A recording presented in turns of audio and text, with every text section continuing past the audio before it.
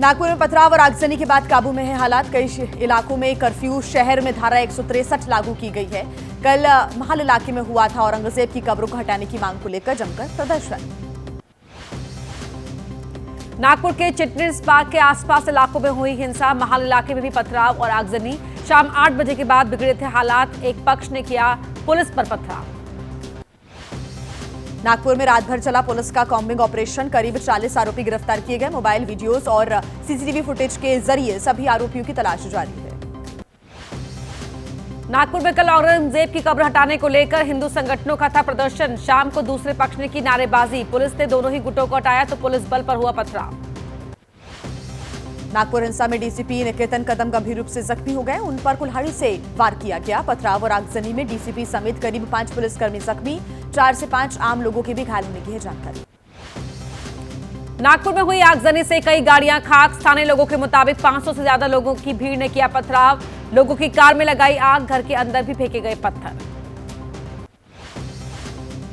नागपुर में भालदारपुरा और आसपास के इलाके में बवाल। रिहायशी इलाके में घुसकर आगजनी, पथराव। स्थानीय लोगों का दावा, मौके पर मिले दूसरे इलाके के लोगों के आईडी कार्ड्स को पुलिस को सौंपा गया। नागपुर के हंसापुरी इलाके के शख्स का दावा, मास्क पहनकर आई थी उपद्रवियों की भीड़। एक जगह पर ही करीब 10 गाड़ियों को फूंका। दुकानों में भी की जमकर तोड़फोड़। नागपुर में हुए बवाल में 2 जेसीबी सहित 20 गाड़ियां जलकर खाक हो गई। अफवाह के बाद हिंसा फैलाने की खबर। वहीं सीएम फडणवीस, गडकरी समेत कई बड़े नेताओं ने शांति बनाए रखने की अपील की है। केंद्रीय मंत्री और नागपुर से सांसद नितिन गडकरी ने कहा, कुछ अफवाहों के कारण नागपुर में धार्मिक तनाव के हालात बनाए रखे। शांति सद्भाव की परंपरा, आरोपियों पर होगी कार्रवाई। महाराष्ट्र के मुख्यमंत्री देवेंद्र फडणवीस की शांति व्यवस्था बनाए रखने की अपील। कहा, पुलिस पर पथराव गलत है। पुलिस को शांति व्यवस्था बनाए रखने के लिए कड़ी कार्रवाई के निर्देश दिए। एबीपी न्यूज से फोन इंटरव्यू में नागपुर के कमिश्नर नरेंद्र सिंघन ने कहा, नागपुर में काबू में हालात। कैसे आई इतनी भीड़, इसकी कर रहे हैं जांच। डीसीपी नागपुर ने गलतफहमी को बताया घटना की वजह। सभी से शांति बनाए रखने की अपील की है। कहा है कि अफवाहों पर ध्यान न दें। प्रशासन कर रहा है कानूनी कार्रवाई। नागपुर हिंसा पर डिप्टी सीएम एकनाथ शिंदे का बयान। एबीपी न्यूज को फोन इंटरव्यू में कहा, सब प्लानिंग के साथ हुआ। आरोपियों पर होगी कड़ी कार्रवाई। औरंगजेब समर्थक हमारे दुश्मन। नागपुर हिंसा पर बीजेपी विधायक प्रवीण दटके का आरोप। प्लानिंग के तहत बाहर से आए लोगों ने यह हिंसा की है। किसी भी हालत में आरोपी बख्शे नहीं जाएंगे। महाराष्ट्र के मंत्री और प्रदेश बीजेपी अध्यक्ष चंद्रशेखर बावनकुले ने की लोगों से शांति बनाए रखने की अपील। कहा, जांच से घटना की वजह आएगी सामने। अफवाहों पर भरोसा न करें। नागपुर हिंसा की महाराष्ट्र अल्पसंख्यक आयोग ने की निंदा। चेयरमैन प्यारे खान ने कहा, सालों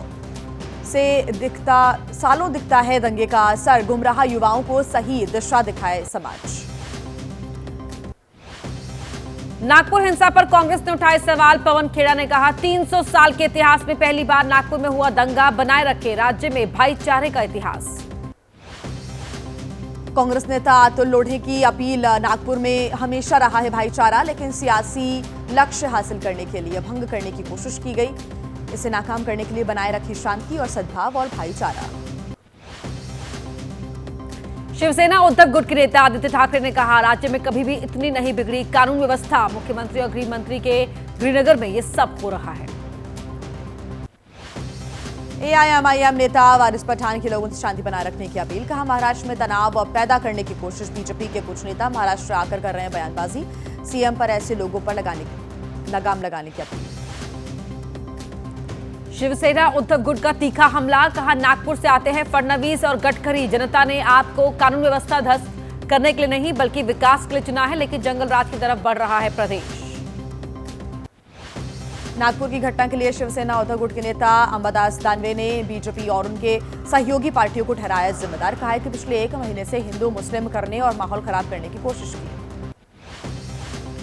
कांग्रेस नेता पवन खेड़ा ने पूछा, औरंगजेब का इतिहास 300 साल पुराना आज क्यों हो रहा है इस पर विवाद। किसको सूट करता है औरंगजेब का मुद्दा। लोगों से अपील, बनाए रखे शांति। कांग्रेस नेता इमरान प्रतापगढ़ी ने की शांति की अपील। कहा, महाराष्ट्र के सीएम और पूरी कैबिनेट आज होगी खुश, क्योंकि उनकी बोई जा रही नफरत की फसल पककर तैयार। कांग्रेस सांसद इमरान मसूद ने नागपुर में हुई हिंसा को लेकर जताया दुख, लगाया आरोप। महाराष्ट्र सरकार के संरक्षण में हो रही है ऐसी घटना, ये लोग नफरत को आग देने का कर रहे हैं काम।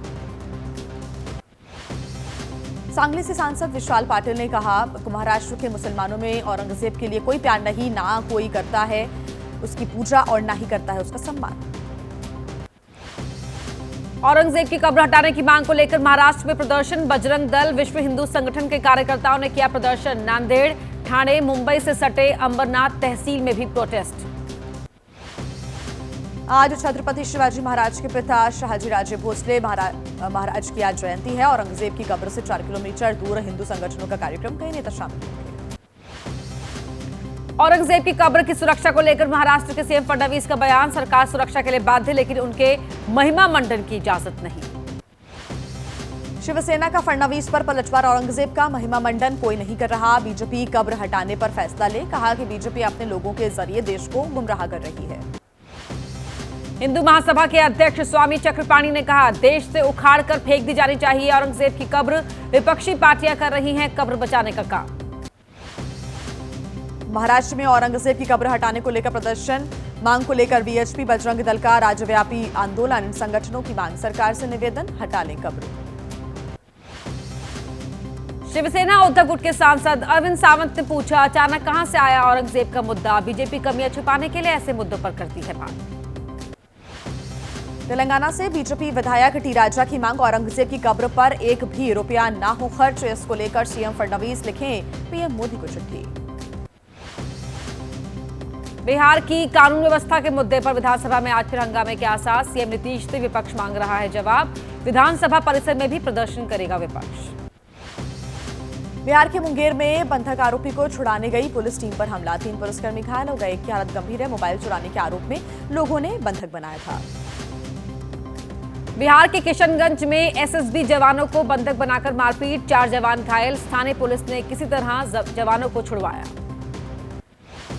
बिहार के मुजफ्फरपुर में बेखौफ बदमाशों का तांडव, बाइक सवार 2 बदमाशों ने पूरे बाजार में घूम घूमकर फायरिंग की, गोली लगने से एक शख्स की हालत गंभीर है। बिहार के सासाराम में एक्शन में दिखे एसपी रोशन कुमार, हाथ में पिस्टल लेकर घटनास्थल पर पहुंचे, 2 ही पक्षों के बीच हुई मारपीट को लेकर मौके पर पहुंची थी पुलिस। बिहार के मुंगेर में एएसआई की हत्या मामले में कार्रवाई, थाना अध्यक्ष चंदन कुमार, सिपाही दीपक, ड्राइवर परमानंद और ओडी इंचार्ज निलंबित किए गए, फरार आरोपियों की गिरफ्तारी के लिए दबिश जारी है। बिहार के ADG law and order Pankaj Kumar का बयान, होली के दौरान पुलिस पर हमले की 10 घटनाएं, 2 जगह अररिया में, मुंगेर में हुई हमले की बड़ी घटना। बिहार पुलिस मुख्यालय के एडीजी कुंदन कृष्णन ने कहा, सेल्फ डिफेंस में पुलिस को हमेशा गोली मारने की छूट है, फायरिंग पर पुलिस को गोली चलाने की इजाजत है। कानून व्यवस्था को लेकर सीएम नीतीश ने की समीक्षा बैठक, मुख्य सचिव और डीजीपी के साथ की समीक्षा। नीतीश ने कहा, कानून व्यवस्था सर्वोच्च प्राथमिकता। बिहार के मंत्री और बीजेपी नेता नीरज बबूल का दावा, आपराधिक घटनाएं विपक्ष की साजिश, सरकार को बदनाम करने के लिए अपराधियों को बढ़ावा दिया जा रहा है। बिहार की कानून व्यवस्था पर बिहार कांग्रेस अध्यक्ष अखिलेश कुमार सिंह ने कहा, पुलिस सरकार का अहम हिस्सा, ये पुलिस पर नहीं सीएम पर सीधा हमला। बिहार की कानून व्यवस्था पर राबड़ी देवी ने भी उठाए सवाल, एलजेपीआर सांसद शांभवी चौधरी ने कहा, अपने कार्यकाल के बारे में राबड़ी देवी जानकारी दें। बीजेपी नेता राजीव प्रताप रूडी का राबड़ी देवी परिवार का आरजेडी के राज में होली के दिन होती थी करीब 300 हमले और हत्याएं, अब स्थिति में काफी सुधार। बिहार की कानून व्यवस्था पर तेजस्वी यादव ने कहा, बिहार में पुलिसकर्मी ही नहीं है सुरक्षित, सीएम नीतीश सत्ता पक्ष से सवाल पूछो तो लालू जी को बताते हैं जिम्मेदार। डिप्टी सीएम विजय सिन्हा का आरजेडी पर निशाना, कहा, कथनी और करनी में बिठाए तालमेल, फिर अपराध और करप्शन पर उठाए सवाल। दिल्ली में रायसीना डायलॉग जारी, आज अमेरिका के राष्ट्रीय सुरक्षा निदेशक तुलसी गबार्ड करेंगी संबोधित, 10वें संस्करण में 125 देशों के प्रतिनिधि मंथन कर रहे हैं। अमेरिकी खुफिया निदेशक तुलसी गबार्ड की पीएम मोदी से मुलाकात, भेंट की तुलसी की माला, पीएम मोदी ने दिया महाकुंभ से लाया गया गंगा जल। तुलसी गबार्ड और पीएम के बीच रणनीतिक संबंधों को आगे बढ़ाने पर हुई चर्चा, पीएम ने कहा, दोनों देश आतंकवाद से निपटने और समुद्री साइबर सुरक्षा सहयोग बढ़ाने के लिए प्रतिबद्ध हैं। विदेश मंत्री एस जयशंकर से भी मिली अमेरिकी खुफिया निदेशक तुलसी गबार्ड, विदेश मंत्री ने कहा, समकालीन वैश्विक और क्षेत्रीय सुरक्षा चुनौतियों पर हुई चर्चा। रायसीना डायलॉग में बोले न्यूजीलैंड के पीएम क्रिस्टोफर लक्सन। 200 साल से साथ रहते हैं न्यूजीलैंड और भारत के लोग, जैसे पहले थे वैसे आज भी हैं। न्यूजीलैंड के पीएम का पद संभालने के बाद लक्सन का पहला दौरा। पीएम मोदी के साथ दिल्ली के गुरुद्वारा रकाबगंज साहिब पहुंचे पीएम लक्सन। गुरुद्वारा साहिब में टेका मत्था। न्यूजीलैंड के प्रधानमंत्री क्रिस्टोफर लक्सन के भारत दौरे में 5 दिवसीय दौरे के तीसरा दिन आज है। बीजेपी अध्यक्ष और केंद्रीय स्वास्थ्य मंत्री जेपी नड्डा से करेंगे मुलाकात। मालदीव के पूर्व राष्ट्रपति मोहम्मद नशीद ने कहा, भारत के बिना नहीं समृद्ध हो सकता है मालदीव। चीन मालदीव का मुक्त व्यापार समझौता बेहद दुर्भाग्यपूर्ण। मंगोलिया और भारत के राजनयिक रिश्ते के 70 साल। भारत में मंगोलिया के राजदूत ने कहा, भविष्य में भारत के साथ अच्छे और मजबूत आर्थिक सहयोग की उम्मीद। रूस की परमाणु हमले की धमकी। पोलैंड के विदेश मंत्री ने कहा, अमेरिका के संदेश पर नहीं माने पुतिन। चीनी राष्ट्रपति शी जिनपिंग और पीएम मोदी ने रोकने में निभाई भूमिका। वोटर आईडी को आधार से लिंक करने पर मंथन। चुनाव आयोग ने आज बुलाई है बैठक। केंद्र के कई अधिकारी और भारतीय विशिष्ट पहचान प्राधिकरण के सीईओ होंगे शामिल। कांग्रेस अध्यक्ष मल्लिकार्जुन खड़गे ने आज बुलाई पार्टी के महासचिवों और प्रभारियों की बैठक। लोकसभा विपक्ष के नेता राहुल गांधी भी होंगे शामिल। हरियाणा में महिलाओं को मिलेगी 2100 रुपए की आर्थिक सहायता। लाडू लक्ष्मी योजना शुरू करेगी हरियाणा सरकार। भाषा विवाद के बीच आंध्र प्रदेश के सीएम नायडू का बयान, आजीविका के लिए मातृभाषा को भूले बिना अधिक से अधिक हिंदी सीखें। इफ्तार पार्टी में शामिल हुई पश्चिम बंगाल की सीएम ममता बनर्जी। सवाल उठाने वालों से कहा, इफ्तार के साथ दुर्गा पूजा में भी शामिल होती। ममता बनर्जी के इफ्तार पार्टी में शामिल होने को विधायक एन सिद्दीकी ने राजनीति करार दिया। समाजवादी पार्टी प्रमुख अखिलेश यादव ने लखनऊ की इफ्तार पार्टी में शिरकत की। एसपी नेता फारूक हसन चांद ने रखा था इफ्तार। लुधियाना में धार्मिक स्थल को लेकर हुए विवाद में पुलिस की पहल, दोनों ही पक्षों के लोगों को बुलाकर गले मिलवाया। दिल्ली की जामा मस्जिद को संरक्षित स्मारक घोषित करने की मांग। मामले से जुड़ी याचिका पर आज सुनवाई होगी। संभल में इस साल नहीं होगा नेजा मेले का आयोजन। लुटेरों के नाम पर मेले की इजाजत नहीं। संभल में मस्जिद के पास कुएं को लेकर मस्जिद कमेटी की याचिका पर सुप्रीम कोर्ट में आज होनी है अहम सुनवाई। लुधियाना के कैंप में लोगों से मिले अरविंद केजरीवाल और सीएम भगवंत मान। अरविंद केजरीवाल के खिलाफ सरकारी धन के दुरुपयोग का मामला। दिल्ली पुलिस आज कोर्ट में दाखिल करेगी कंप्लायंस रिपोर्ट। मणिपुर के चुराचांदपुर में जनजातीय नेता पर हमले के बाद लगा कर्फ्यू। हमार और जोमी समुदाय के बीच झड़प के बाद तनाव। श्रीगंगानगर में भारत पाक सीमा पर पाकिस्तानी महिला अरेस्ट। बीएसएफ ने हमरा नाम की महिला को अरेस्ट किया। गुजरात के द्वारका में 5 बांग्लादेशी महिला को गिरफ्तार किया गया। नहीं मिला कोई लीगल डॉक्यूमेंट। बिहार के सीवान में पुलिसकर्मी पर घर में घुसकर रेप का आरोप। विवाहिता से रेप करने वाला आरोपी पुलिसकर्मी गिरफ्तार। यूपी के हाथरस में डिग्री कॉलेज के प्रोफेसर पर यौन उत्पीड़न का आरोप। कई छात्राओं ने आरोप लगाया। मुजफ्फरनगर में 60 साल के बुजुर्ग पर गांव की ही एक लड़की से छेड़खानी का आरोप। पंचायत के फरमान पर बुजुर्ग को मारे गए जूते। बिहार के रोहतास में जमीन विवाद में फायरिंग। सासाराम नगर थाना क्षेत्र में 2 पक्षों के बीच हुआ विवाद।